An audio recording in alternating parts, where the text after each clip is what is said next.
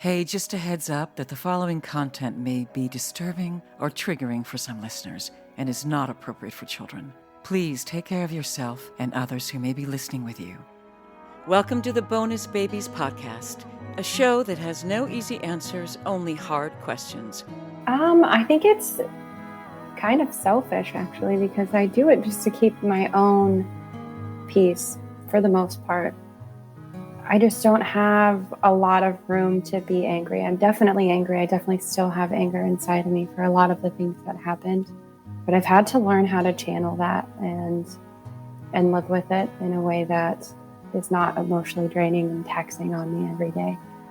I really just kind of had to let go of a lot of things. I still hold people 100% accountable, but that's a them thing. You know, those were choices that they made. And I think the way I was holding on to it, I was holding so much guilt for feeling like I made them act that way, or I was a bad kid and I made them do that to me. And I had to reshape the way I thought about everything. I'm super grateful for my education. You know, I went to college. I recently just got back from a child protection program at Harvard.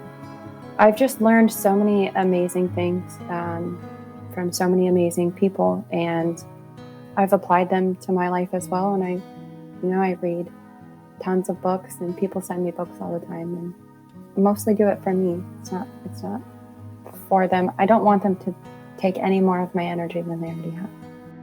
Can you tell me what you call the kids who you've cared for over the years? We feel that the children that we receive coming into our home are bonuses. So we call them bonus babies. I love that. This is your host, Jane Amelia Larson, and I'm a CASA, a court-appointed special advocate volunteer for youth in foster care. Yeah, I know, it's a mouthful. In the same way a CASA works, I explore all things in the foster care maze by talking to kids, parents, caregivers, attorneys, social workers, therapists, really anybody and everybody who will speak to me to keep the conversation open and the information flowing about all things CASA. Hi, this is Jake Eberly, the producer of the Bonus Babies Podcast, and today Jane Amelia speaks with Lisa Marie Arnett. Lisa Marie was taken from her biological mother's home with her 3 other siblings when she was 2 years old. She was then put in a biological placement with an aunt and uncle she didn't know, and things just got worse. From that point, she was in 36 placements by the time she was 18. Then she was homeless for about 3 years, put herself through college, went into the military, became a helicopter mechanic, and turned her life around. Now she's living with her little daughter and advocating for foster youth. Here's Lisa Marie Arnett. Hey, I'm here with Lisa Marie Arnett. Hey, Lisa, hi. Hi, how's it going? Good. I want to make sure that we're recording because it's always like, oh yeah, we're here. Good. All right, so tell me a little bit about who you are, how you're raised, what are your first memories? So I was raised in foster care in Oregon. Some of my first memories, I guess I remember getting into a police car, and I was excited about it, but I didn't know I was going to foster care. And then we went and stayed with a biological placement, an aunt and uncle that we didn't know, we hadn't met before. Right. So how old were you? Because you were really little, right? I was 2. Yeah. You were 2. And you had brothers and sisters? I do. I have, there's 6 altogether. 2 girls were removed before the other 4 of us were born. And then when the police came, there was 4 of us in the home, and all 4 of us went to the biological placement. Right. And that was not a success, right? Well, actually, first I want to talk to you about your older sister, the one who was with you at first. What happened to her, Lisa? She was violently sexually assaulted in our biological home. My mom would offer up her kids to drug dealers in exchange for drugs. And shortly after we went to our biological placement, the caseworkers felt it was best if she had more intense one-on-one treatment. And so she was taken and separated from us at that time. And she shared with them that we were also being abused in our biological placement. And it was just hard to get people to believe her. And they finally did believe her, and we were removed after that and placed into a different home. Right. So when you say your biological placement, that was your aunt and uncle, right? Yeah, correct. So what happened to your sister? Did you see her again? Yeah, so we had weekly visits for years. We would go meet up at parks and see each other at the visitation centers. And one day they just told us that she needed special help, and we never saw her again. They said that she went to a psych ward, and we asked and asked and asked. I think I was about 8 and she was 11 at that time. And they never had any answers for us. We never saw her again. And I didn't find out what happened to her until years later. I was in my early 20s, and I found out that she had been sex trafficked. She was kidnapped from the mall and taken to Canada for child sex trafficking. She was rescued a few months later, and they did actually put her in a psych ward then. And she ended up running away from there and being in and out of different types of child prostitution, which I hate that they call it that, because that implies consent, and there's no consent when you're a child. It's the wrong term. It's just exploitation and abuse, right? Yeah. And yeah, I started making TikToks looking for her. And then I found out about a year ago, there was a documentary. It was a couple years old. I was still in foster care when it was made. But that was the first time I ever heard of it or saw it. And it was co-produced by George Clooney and Libby Spears. And I reached out to Libby, and I talked to her now. She started her own sex trafficking prevention organization because my sister.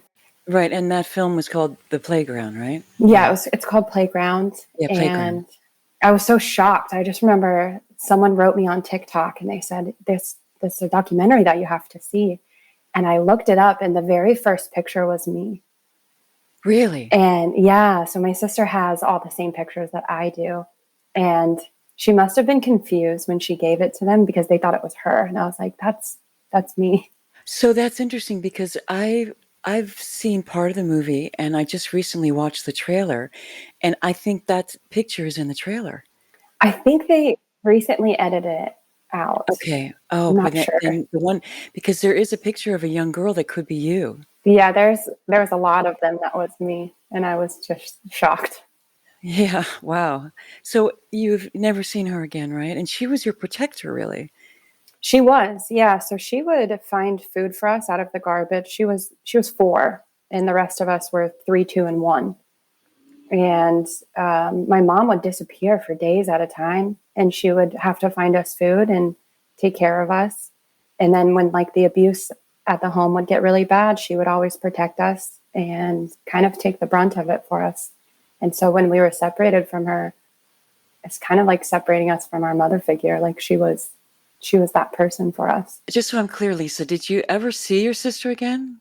Your older sister, the one who was trafficked? Yes. So after I started making the TikTok videos, I found out about the documentary, and I shared that story very publicly.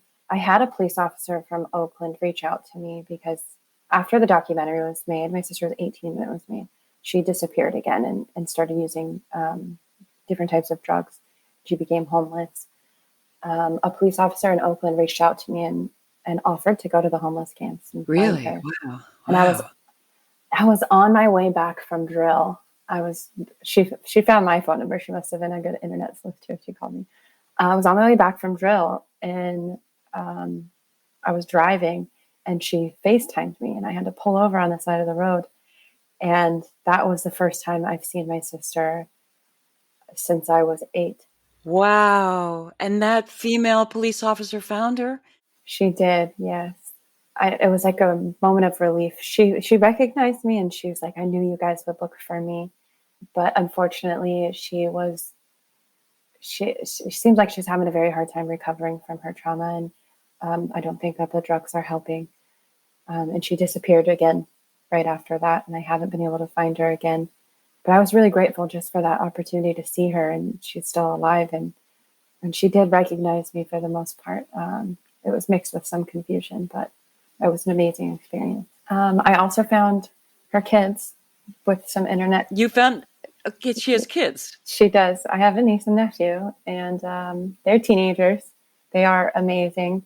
I found their dad's phone number and I reached out to him, and he'll find my sister occasionally. He'll see her, but he did what he needed to do and made sure that the kids were safe. And so they are with him. Yeah. I talk to them. I send them little Starbucks gift cards. I don't know how to relate to them. So I'm like, here you go. Like, I just want them to know that they have family. And they asked if they could come visit me. And I said, absolutely. Oh, that'll be nice. We're talking about it right now. They're great kids. They're doing great. They do sports. They are doing great in school, and they're just really good kids. And my sister actually named them after us, her siblings. So they all have parts of our name in their names, and I think it's really Wow. Wow, that's awesome. Yeah. And there was no dad in the picture. sweet. No. Mm-mm. And are all the kids by the same dad, or are you No, there's multiple different fathers. Mm-hmm.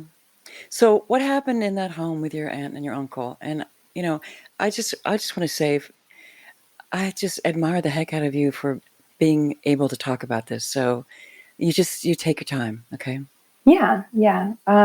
So in the home with our aunt and uncle, there was a lot of different types of abuse: physical abuse, sexual abuse. If we would, we had punishments. One of them was called the water punishment. And if we would finish our juice, we had those little plastic cups. If we would finish our juice before our dinner, they would make us sit in a chair and drink water until we urinated on ourselves. And then they would send us to our room. Why? Why? To what end? Do you know? I don't. I think it was about power, control. They'd be like, don't finish that. And, if I'm thirsty or choking, and it's a very tiny cup. There was one instance where my aunt tried to drown my little brother. She held him under scalding hot water. He was probably 2 at the time, and Michelle was there. I have a baby book that kind of gives us, my caseworker made it for me, and it kind of gives us just a little bit of our past, and the caseworkers were aware of this happening, and so they wrote it in there for me. They kind of made it kid-friendly. I was young when they gave it to me. But we were duct taped to chairs. We were slapped across the face. They would call us all kinds of horrible names. I have a scar above my eye right here where I remember this so vividly. She was yelling at me, and she told me to go to my room, and she was chasing behind me. And I just remember being so scared and just trying to get away from her. And when I got into the bedroom, she pushed me. And I fell and I hit my eye on a metal bed frame, those L brackets that hold the box spring. Mm-hmm. And it just cut it open. And I don't think she took me to the hospital. She added me on Facebook. I haven't talked to them in What? I went through 36 foster homes after we were removed from them. But yeah, I think I was in my 20s, and she added me on Facebook, and I hadn't spoken to her in a lot of years. And I just remember getting so upset because she posted something about child abuse prevention.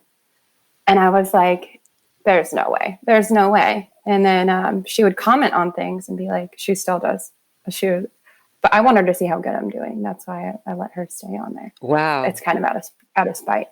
Yeah, I'm surprised you haven't tried to sue her or something. I know. She seems like she's doing pretty miserable, so I'm not. I mean, it is what it is, I guess.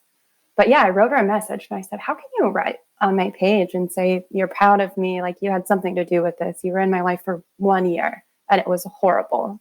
And I was very young. And I asked her about the abuse that happened. And her first thing was, well, I was abused too. And I just kept asking her all these questions. I asked her why she duct taped me to a chair. She said that I would find food on the ground and eat it. And she said, I'm sorry, that doesn't make any sense now. And I told her, I was like, well, I had come from a place of extreme neglect. That's the only way I knew how to get food. I was surviving. And then I asked her also about these injections. So they had a son that lived in the home, And I spoke to him when I started this whole search. I just searched everyone in my family. I wanted answers. And I spoke to him about it. And I said, do you remember like these injections they used to give us? And he said, only the girls got them. I just remember going in the bathroom and I'd have to pull my pants down and they would give me shots in my butt. And I asked her about it and she said she doesn't remember that. She did. She was very honest about a lot of things, though, to an extent. She kind of didn't take accountability. Right. And how about your uncle? Is she still with him? No. Was he? He was accused of sexual abuse. And then she told me that, I don't remember this, but she was like, I took care of you when he pulled a gun on me. And I said, why did he pull a gun on you? And she said, because he was accused of sexual abuse and he was upset. And so he held a gun to my head. And I was like, that doesn't really sound like the actions of an innocent person. She goes, I don't think he ever did that. And I said, well, I don't think an innocent person would pull a gun on their spouse if they brought up that was potentially happening. It was weird. And I kept wanting to apologize for making her uncomfortable, for asking her and prodding about these things.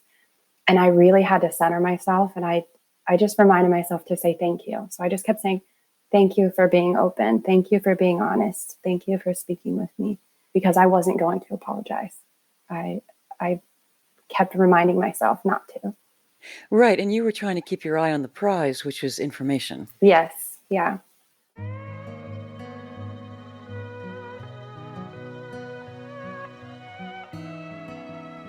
Okay. So you were removed from there because the caseworkers realized something was going on, but you weren't talking about what was going on. And you really didn't talk a lot about what happened to you then for many years, right? Yeah. There were instances where I did tell people what was happening because I experienced abuse in many of my foster homes. So there were lots of instances where I did tell people, counselors or people at school. And generally, like if you tell the counselor, we would be put on like a point system or some kind of reward system for acting better. And so it just really internalized this thought that I must be doing something wrong and that's why they're hitting me, or I must not be acting good enough. And I stopped telling people because it seemed embarrassing. I was like, well, yeah, they hit me because I did something wrong. I don't want to tell people about all this wrong stuff that I did. And at a certain point, I just stopped telling people. And I think I knew it was wrong, but I just didn't think anyone cared or anybody was going to do anything. And it was going to make it worse. Yeah. So then you were almost adopted, or there was a failed adoption. So when you were 8, tell me about that. Yeah. So this was right after we had our last visit with our sister. And I know that she had kind of known about the adoption, and we were living in Portland, Oregon at the time. And they said, hey, you guys are moving to Eugene, Oregon. And I said, what's Eugene? Like, that's so weird. And we met with a family, and I think we desperately wanted to just fit in and have a family. But right away, I think we kind of knew something was off. And it was a very weird situation. I still haven't gotten to the bottom of it. They weren't supposed to be adopting from foster care. They were actually trying to adopt someone within their family. And somehow we came into the picture, and we're 3 hours away. I mean, we're in the same state, but I haven't put the pieces of that together quite yet. And we were in the court hearing for our adoption, and my brother and sister and I asked if we could keep our names. And my sister remembers it better than I do, but they told her that she's not old enough to make that choice. And they changed our last names. And then we lived there for about 3 years, and they were extremely abusive. They picked me up by my hair at one point and threw me down the stairs. I was in like 2nd grade. And I remember trying to kill myself with bleach because it was so horrible there. They would make me stand in the corner, and I wore glasses. I don't think I needed them, but I think I thought they were cool. And I was fidgeting, and he came up behind me and smashed my head into the corner, and my glasses broke. and they would be on top of my sister, and he was like, smashing her head into the wall, and I would stand up to him, and I weighed, I don't know, 40 pounds. I was tiny. And I was like, I'll fight you. Don't touch my sister. Mm-hmm. They also locked all the food in the garage. We had no access to it, to the extent that they would leave out 1 cup of cereal for us in the mornings. We had a babysitter, and her name was Desi, and she was this really, really sweet old lady, very tan, very wrinkly, really awesome. Like, I loved her. And she would buy a cereal, and we would have to hide it under our mattresses because we had no access to food. So she knew you weren't getting fed. I think she just thought that they had a very weird way of parenting, because they would leave out food, but it never was enough for us to eat. And all the other stuff was locked up, and she didn't even have access to it. There was a lock on the fridge. There was a lock on the garage where all the rest of the food was. And I've wondered that, like, how did she not know something weird was going on? But I think she just thought they had a weird way of parenting. So how did you get out of that? Or what, when you say failed adoption? I ran away twice, and I went to the police station, and I gave them my biological last name because I didn't want them to find where I lived and make me go back. And I told them what was happening the first time, and the second time I did again. And the second time is when they, I think, started maybe investigating.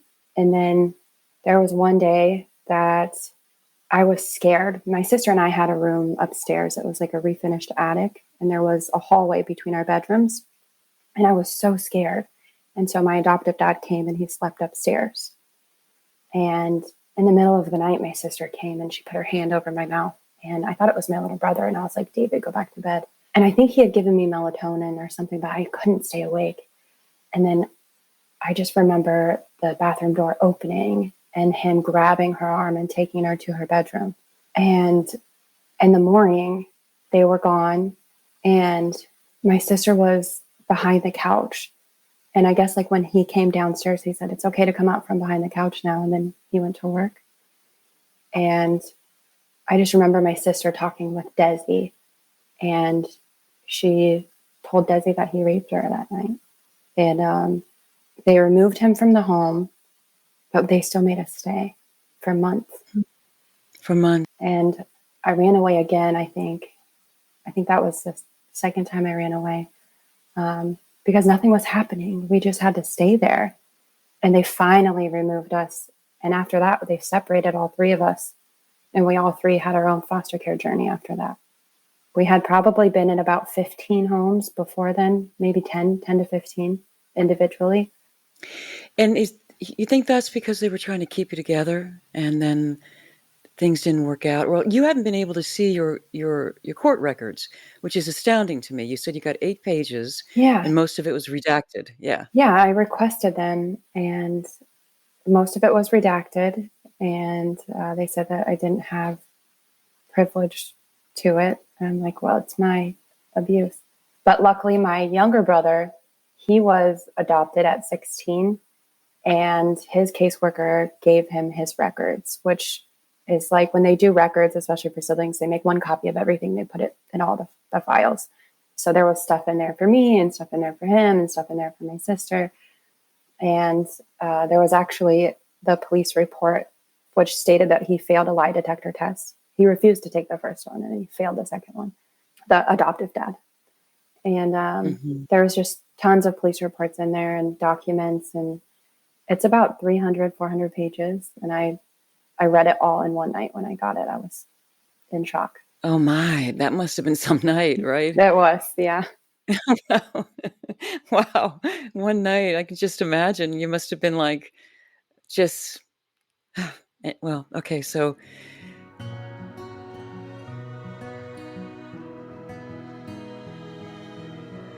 All right, so let's talk a little bit more. You had a casa, you had 2 actually, but it doesn't sound like things were great.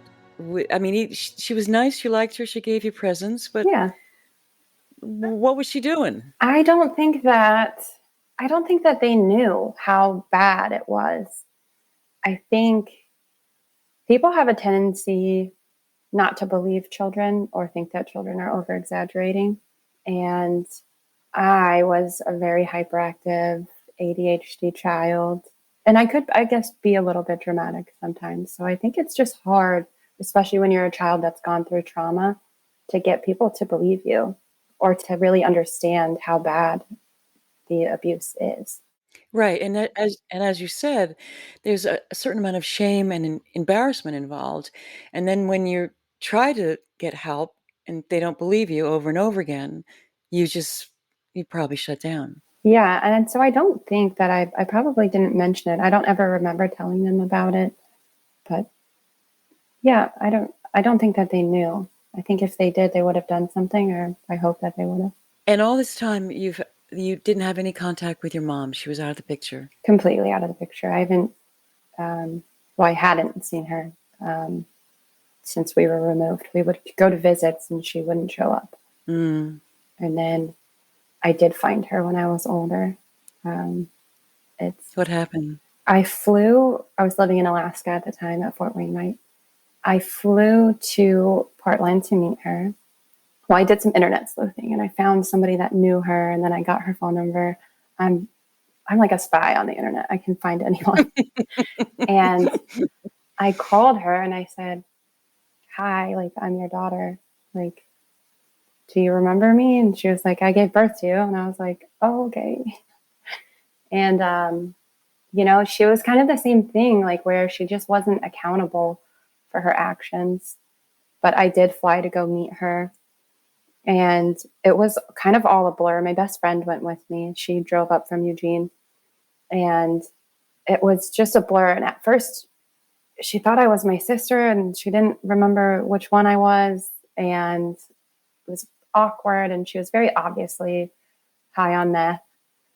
It was just a weird thing. And she just kept making all these excuses and saying that it wasn't her fault that we were taken away. And I didn't talk to her for a long time after that. And then I think in like October or November, I reached out to her again. And it was the same thing, kind of, where she was just saying that none of it was really her fault. She said there's some big conspiracy theory. We were taken away due to money, and they have oil money or something. And I was like, well, if you guys have all this oil money, like, I didn't see a dime of it. So she says that that's why we were taken away, and that she had lawyers and she has all these documents that she wants to give me, and she had no part of it and she didn't do anything wrong. And so then I said, well, what about Nathan? And that's in the documentary, my sister remembers the name of the guy that did that to her. And she was like, well, that was his fault. And he chose to do that. And just in regards to the violent sexual abuse that happened in her home. And she took absolutely no accountability for it. And then she was aware of my sister's trafficking. And she said, well, she wanted to go with those people, so she wasn't really kidnapped. Wow. And I said, she was 11. She was 11 and she was coerced into somebody's car. That's kidnapping. She's like, well, she was willing. And I said, that's impossible. She was a child. She just didn't really care. I know that her and my sister met up after my sister's trafficking and after the psych ward, in my sister's, rough time after that, she found our mom. And in the documentary, she talks about how my mom only wanted to see her if she brought her drugs. It's kind of like very apparent that she doesn't have any protective instinct at all. And that's why I think she just thought, like, as an 11-year-old, that she was more of an adult than she was, because she didn't see her as a child. She saw her as a grown person making grown people decisions. It was just a weird conversation. And then, she started crying, and I recorded the whole conversation because the last time I talked with her, I had a really hard time remembering. Yeah, it becomes a blur, I'm sure, right? Yeah. And it's like a lot of white noise, right? It's intense. Yeah, yeah. So you're so smart. You recorded it so you could have documentation to figure it out, right? Yeah, I just wanted to be able to go back and listen because it's just so intense and it's a lot of emotions, and my brain just kind of blocks it out. But yeah, she started crying and she was like, this is really hard for me. And I was like, for you. Mhm. Um, She wanted you to feel sorry for her. she did. Absolutely. And then she said, I told her she has a granddaughter. And I said, you're more than welcome to see photos of her. And she said, yeah, send me some pictures and call me tomorrow. And I want to talk more. She goes, this is just really hard right now. And I said, I understand that. And thank you for taking the time to speak with me. And I just tried to hold space for her feelings. And I got off the phone with her. I sent her 3 pictures. My daughter and I get a lot of like professional photos done. We just like going to having a good time. And I've seen they're gorgeous. They're gorgeous. I sent her that and she didn't say anything. And then I called her the next day and she never answered the phone again. And so I still hold space for the fact that it's probably very hard for her to deal with. But I realized a lot of my life I've protected her or protected this idea that I had of a mother. And I had to like really let go of that and realize that there's not hope for her to be a good person. She's not a good person. And she doesn't see us as children or her children. And she never did. I'm sure that was really disappointing. It definitely was, but it was kind of freeing because there was a lot of stuff that I didn't talk about, or I tried to give her the benefit of the doubt. And lots of my story that I didn't share because I was afraid of how it would make other people look. And I realized that if they didn't want to look bad, they wouldn't have abused us. They wouldn't have done the things that they did if they didn't want people to know that they were bad people. And it's my story to share, not my secret to keep for them.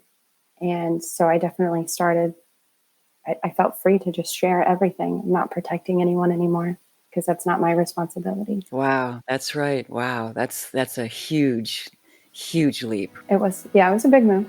Wow.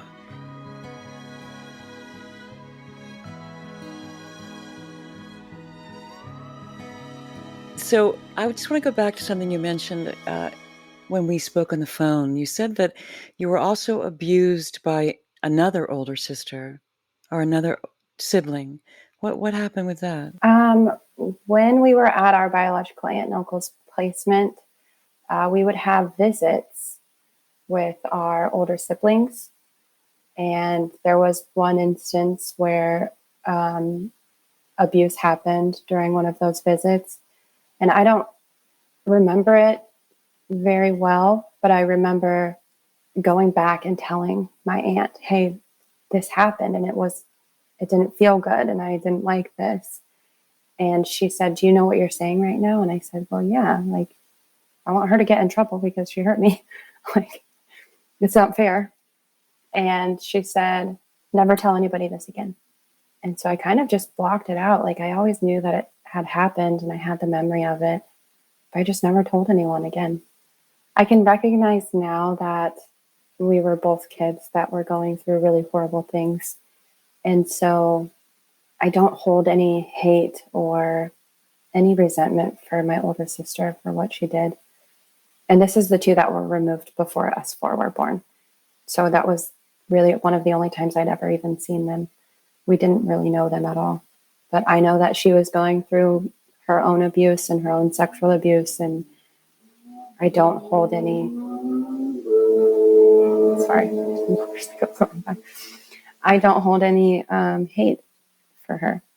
How do you think you're doing that, Lisa? Because it's kind of amazing. Like, you don't, you know, I'm looking at you, I hear you, and I hear incredible warmth and kindness and grace. I I'm just wondering how you arrived there.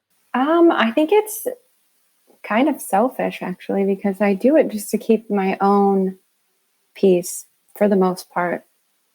I just don't have a lot of room to be angry. I'm definitely angry. I definitely still have anger inside of me for a lot of the things that happened, but I've had to learn how to channel that and live with it in a way that is not emotionally draining and taxing on me every day.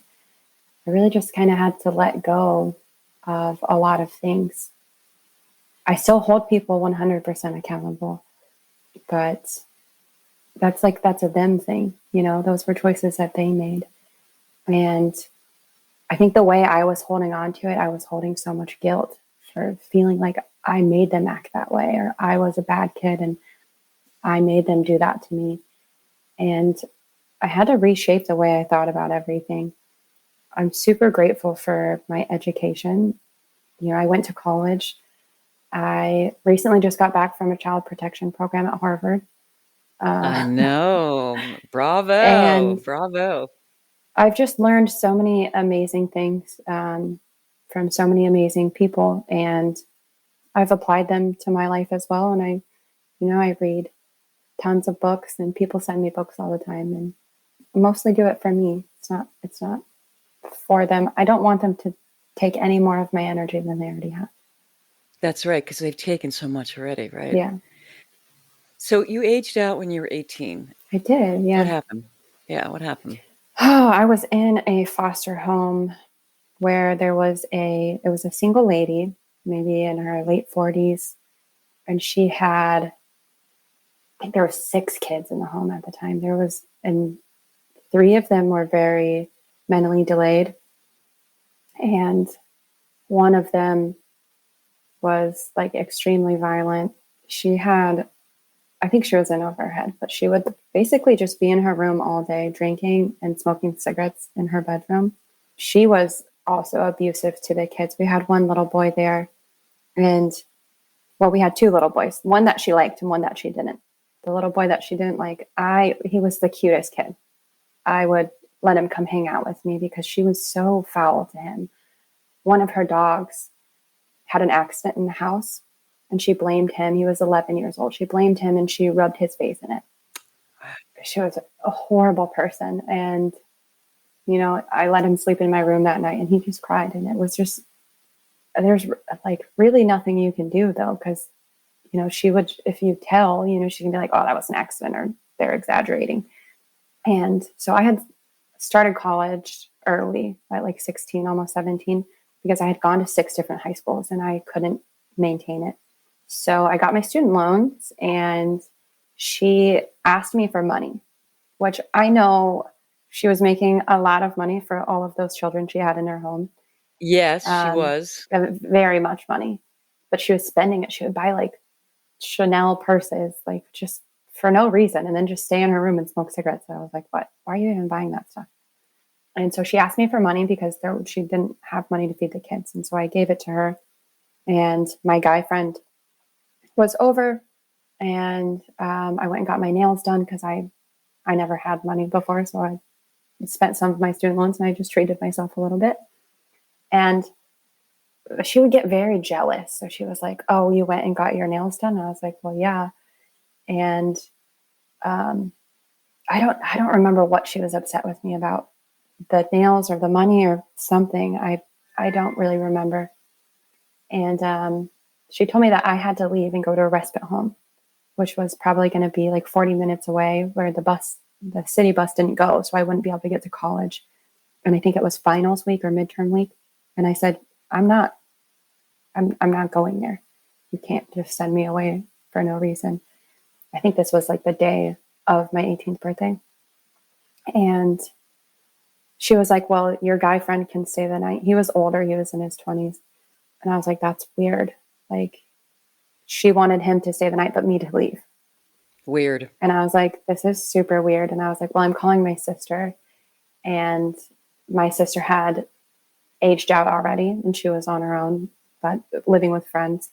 My sister is gorgeous. She's a swimsuit model. Like, she's beautiful, and she does modeling full time now. Is she as pretty as you? She's prettier, much prettier. Okay, that's tough to beat, but I believe you. My foster mom would be very insecure, and she had already said that my sister's not allowed at the house or near the house. And she goes, your sister can't come here. And I was like, well, I'm not leaving to go to a respite home when I have midterms. So my sister's going to come get me. I'll stay the night over there if you don't want me at your house. And she got like angry, so angry. And she kicked all of the kids out of the house. And we lived on a very busy road. So she locked all the doors. All of the kids were outside. And so I'm here trying to like wrangle these children. I think I called the police. I was like, I don't know what to do with all these kids. It's a super busy road and they have mental disabilities. And they're like, I was in over my head.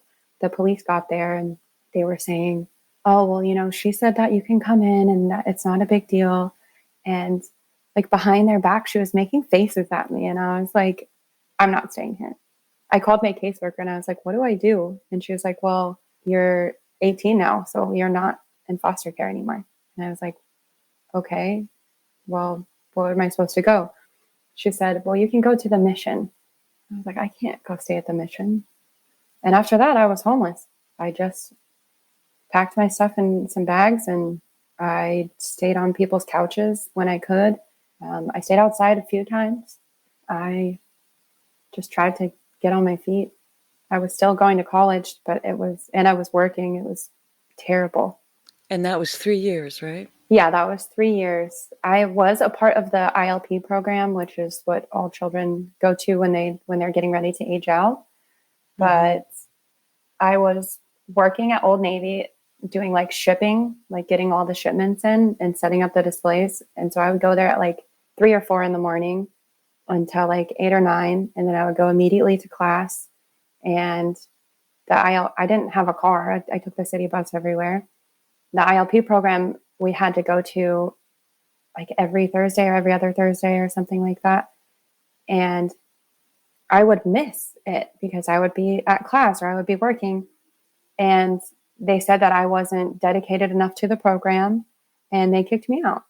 And so I got no services. I got no help. I got no help with rent, no help finding a place to live, nothing. And that's what the program's designed for.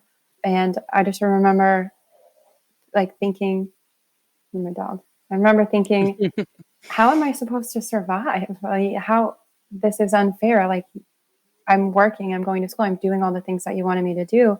And you're kicking me out because you don't think that I'm doing enough for your program or helping your program.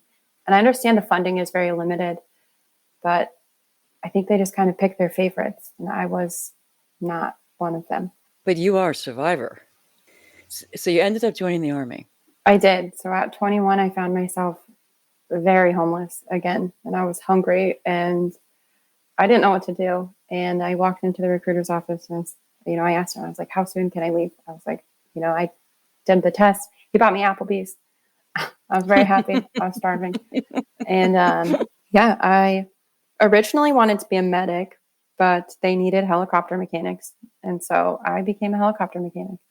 And that's what you do now. That's what I do. Astounding. Yes. I went and got my degree in health and human services, and I'm not using it because I make a very good money doing what I'm doing as a helicopter mechanic. And I love it. I love what I do. So I just started doing like volunteering, foster care outreach volunteering, and using my degree in a way that makes me happy.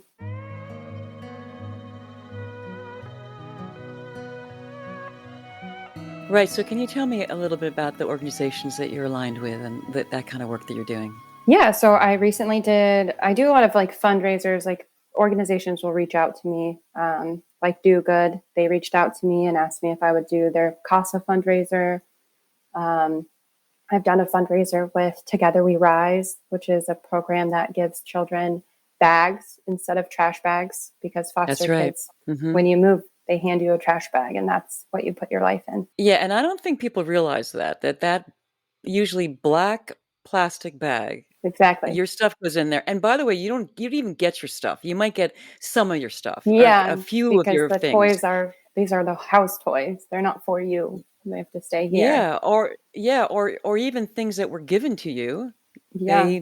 They don't end up with you. Yeah. That happens a lot because you don't have a lot of room when you're moving all the time. But yeah, Together We Rise gives them duffel bags, and they're doing bikes right now. I work with Nest, which is the trafficking organization. I'm working with a new trafficking prevention organization.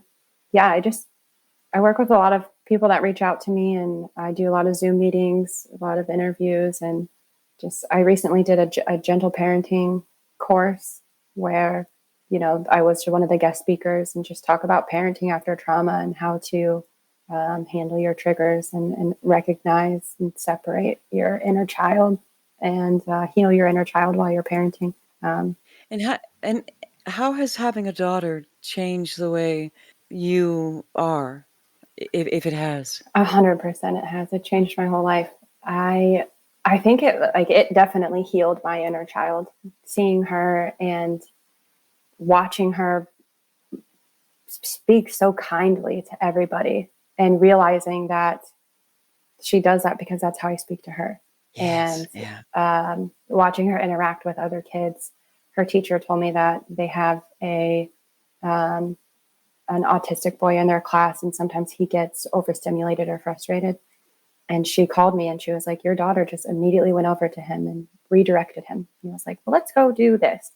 And she was this is in kindergarten. And she was just able to recognize that he was getting upset and that he just needed redirection. And that's what I do to her when she's upset. I'm like, well, let's try something else and we can come back to this. And that's exactly what she said to that little boy. Let's try something else and we'll come back to this later. So how do you think you learned that? Because you didn't have any of that. So, I mean, well, as you said, you're very bright. You read a lot. You're like a sponge. You're taking everything in. But somehow you're filtering it, as you said, for yourself to make your life better, to make yourself better. And then in the end, also to make a beautiful child, a beautiful, happy, well-adjusted child. Yeah, I think that I 100% remember the way I felt when people spoke to me meanly or hit me or made me feel inferior. And I just see my beautiful child. I don't want her to feel that way ever. It's hard. Sometimes I'll just restart my day. I'll be like, I'll get so overstimulated or frustrated. And I'm just like, okay, I'm just going to restart the day and just start it over, new day. And I never want her to feel the way I did. And I want her to have confidence. I don't want her to have anxiety like I do. I want her to be better than everything I was or everything that I could be. I want her to rise above that. This is just so important because, as you know, there is generational trauma. There is generational foster care. There is generational abuse. And it gets just repeated from family member to family member, just down the line. And you're stopping it. Absolutely. Absolutely. I don't know how much I know some of my trauma is going to be passed on, but I'm doing my best to make sure that it stops. And, I practice gentle parenting or considerate parenting, and I have to make sure that she's protected and that it ends here.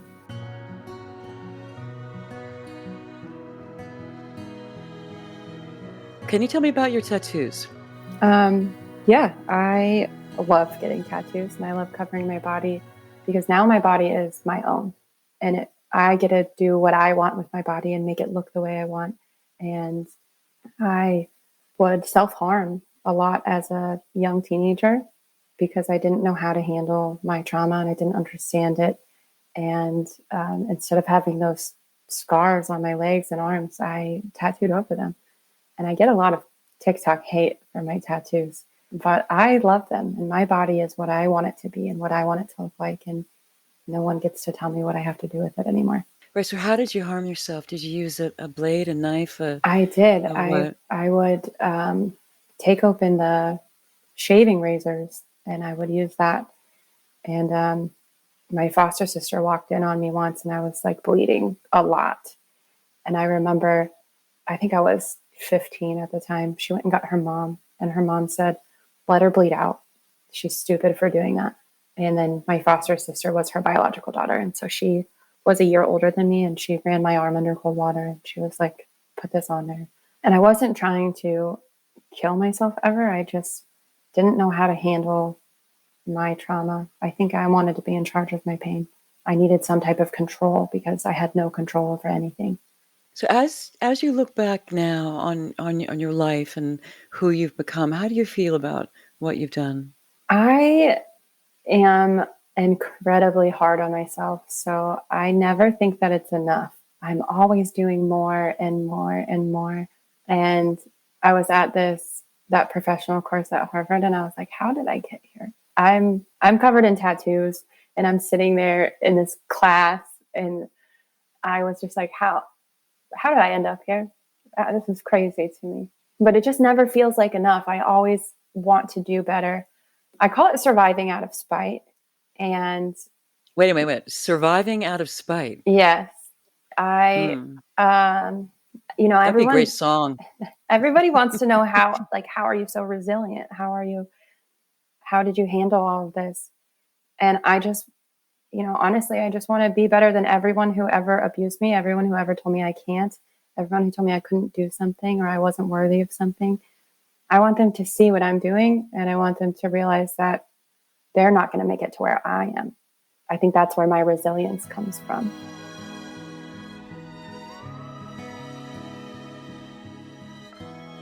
And also, from hearing you speak and also knowing about your work, you are set on changing the world. Right? You're going to put an end to a lot of shit that you don't like, and so it doesn't happen to anybody else. Yeah, I'm definitely trying to raise that awareness.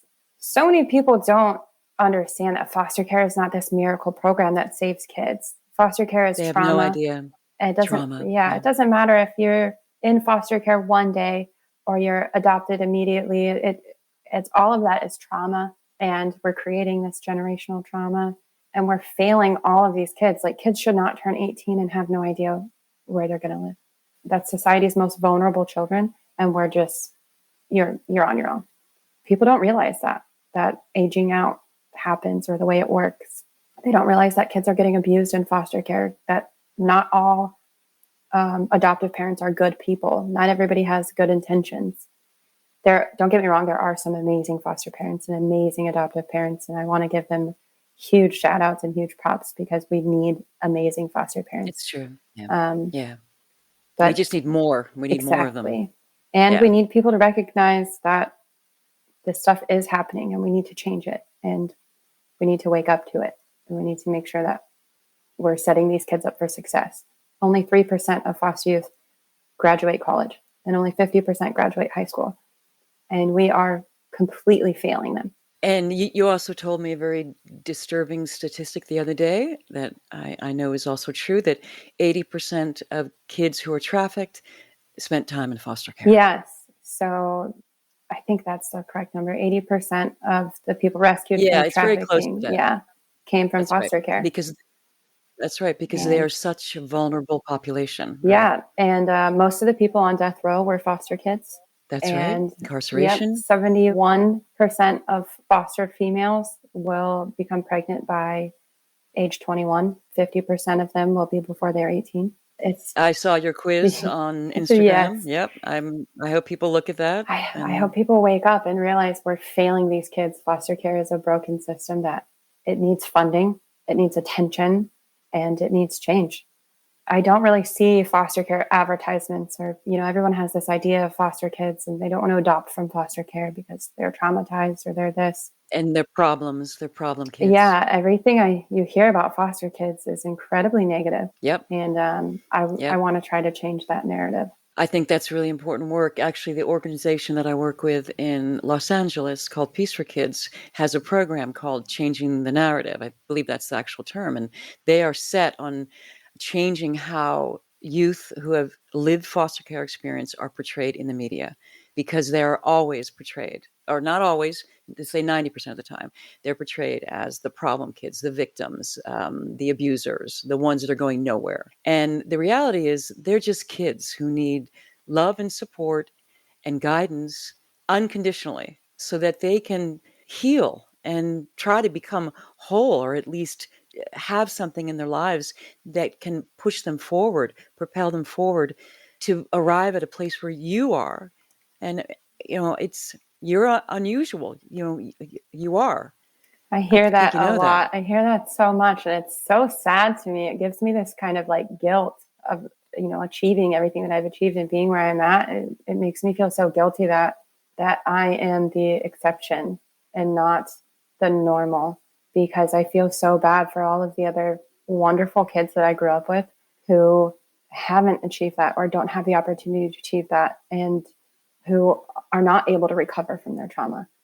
Society sees them as addicts and losers, and they're just products of their environment, and not everybody recovers from trauma. Sometimes I just feel guilty. It makes me feel like I have to speak up. I have an obligation to speak up for them. Well, I think it's feeding your work. I mean, and you have outreach, big outreach. But I will tell you that since launching this podcast, and I'm not curating it, I have heard so many stories of triumph. Yes, much trauma, but also amazing stories of triumph. So there are a lot of kids out there that are saving themselves, that are taking themselves to the police station, that are reporting the abuse, that are somehow get believed. And I think the system is changing somewhat for the better, but is so marred and so problematic that it needs systemic change. And people like you can make it happen because you spent time in it. And your authenticity, your real stories, people are paying attention to, Lisa. That's what I recognized at Harvard. There was a foster care expert, I would say, very renowned, written lots of books, very well educated. And she came in and she was talking to us. And I didn't speak up a whole lot. I was very shy in the class. There was 10 different countries there that were all trying to change child protection in their countries. And there was government representatives from all these different countries there to learn how to do better for their kids in their country. I realized as when I was watching her, I was like, I could do that. I could be up there teaching people. I said, because I can always get more education, but she's never going to be able to get my lived experience. That's right. And we need representation. Like, it's great that she has all this education. It's great that she's teaching people. But we need people who understand it from the inside out to make these big changes and to get in there and be allowed in spaces where we're talking about foster care. We need foster care representation. I can't wait to see what else you're going to do. I mean, it's just awesome. Don't put that pressure on me. No. And I'm going to help you. We're all going to help you. And everybody you know is going to help you.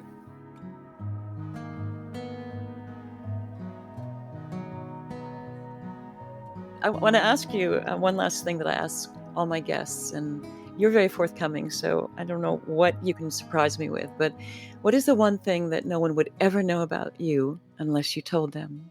Yeah, I think that a lot of people get caught off guard that I have severe social anxiety.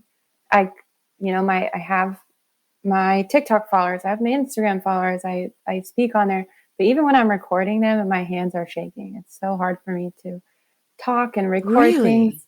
And, I'm covered in all these tattoos and I walk around, people think I'm this very confident person, but my face turns bright red, I have just the most severe social anxiety. Wow. Yeah, I would never have guessed that because it looks like you're so comfortable. You're just so out there. You're just doing your thing. And if people want to check it out, great. If they don't, who cares? It's so hard because inside I feel like I'm going to explode literally all the time.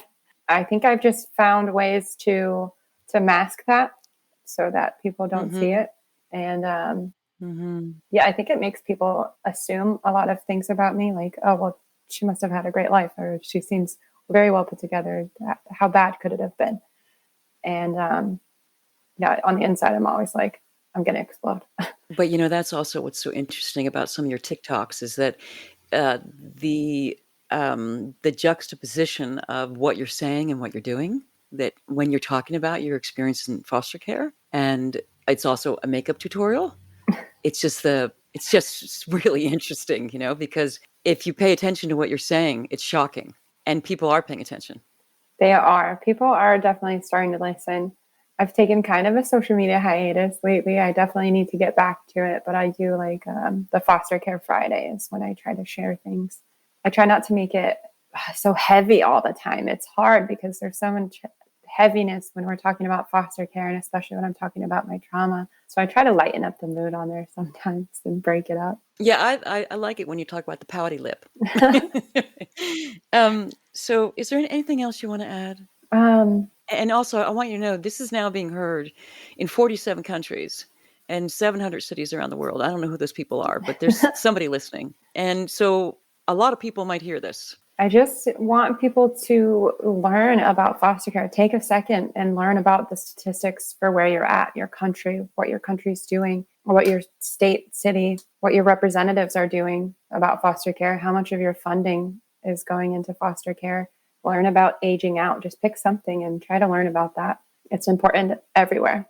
Like I met someone from Honduras at the program I went to, and they're just starting their program. And he's going to reach out to me and ask me questions about how to make their foster care program. And I said, you guys have such a unique opportunity right now to be the only country doing it right. You can see what everyone's doing wrong because they hadn't had foster care until a couple of years ago. But just like that stuff, reach out to, or just do a Google search in your country and your state and find out what your country has, what it's doing, or what your city has. And then get involved. Yes, get involved. I tell so many people, like, CASA is a great way to get involved, and you can just, kind of be a mentor and help kids. And, if you're not ready to be a foster parent, you don't want to be a foster parent, CASA is a great way to get involved. And if you don't want to do that, then just see what your representatives are doing. Make sure you're looking at who you're voting for and seeing if they're doing anything for foster care, if it's even being talked about at that level. There's 650,000 kids approximately right now in this country at any one time that are in some kind of foster care or kinship care. And the numbers only continue to grow, unfortunately. Yeah. So they need us for sure. Thank you so much, Lisa. Thank you. I had a great time. Yeah, I'm really glad that I reached out to you. Then you answered. Wow. Yeah, I'm excited. Thank you. This is a great opportunity. I love it. Good. Excellent. Thank you. Thank you, Lisa. That's an incredible story you have to tell. And it's really great that you're giving back. And with all the support you've created on social media, you're really making a difference. So thank you for being on the show, and thank you for all you're doing. You can find Lisa Marie at IG at misslispisa or TikTok at misslispisa. And if you find yourself able to help in any way, you can reach out to Nest, Together We Rise. You can take a look at Do Good Collective, which is a streetwear company started by our previous guest Ryan Wilson while he was in college, and 10% of the proceeds go to helping foster youth. You can contact Kids to Love and Atlantic Counter Trafficking if you know someone who's being manipulated or taken advantage of by sex traffickers. Anything you can do to help or increase your awareness helps everyone. In next week's episode, we hear from Mary Rathbone. In the past 5 years, Mary and her husband Alan have been foster parents to 10 different children, with a sibling group of 4 back with them now for the second time. Mary sees a deep need for changes to the foster care system to prevent good foster parents and case managers from throwing in the towel, and more importantly, sweeping changes in the biological family unit to stop kids from entering foster care in the first place. Thank you for listening, and be well. If you see something, say something. If you suspect a child's health or safety is jeopardized in any way by parents or anyone else, contact the Child Protective Services Agency in your county. 24-hour hotlines are staffed by trained social workers who will help you through the process, and you can do so anonymously. In California, you can call the Child Protection Hotline at 800-540-4000. So if you see something, say something. You might be saving a child's life. If you want to know more about becoming a CASA anywhere in the country, go to nationalcasagal.org, and in LA, casala.org. And if you want to know more about becoming a foster parent, check out the National Foster Parent Association at nfponline.org. There's also faithfosterfamilies.org and adoptuskids.org. There's tons of other information online as well, so you can just hunt around. We also want to thank the supremely talented Christina Apostolopoulos for her beautiful original music. You can find her music on Spotify or Instagram at Christina Aposto. And also thank you to Yukon Har for his engineering. Thanks for listening, and if you like what you hear and you find it as valuable as we do, please rate us and hit subscribe. You can also make a donation at bonusbabies.org. See you next time.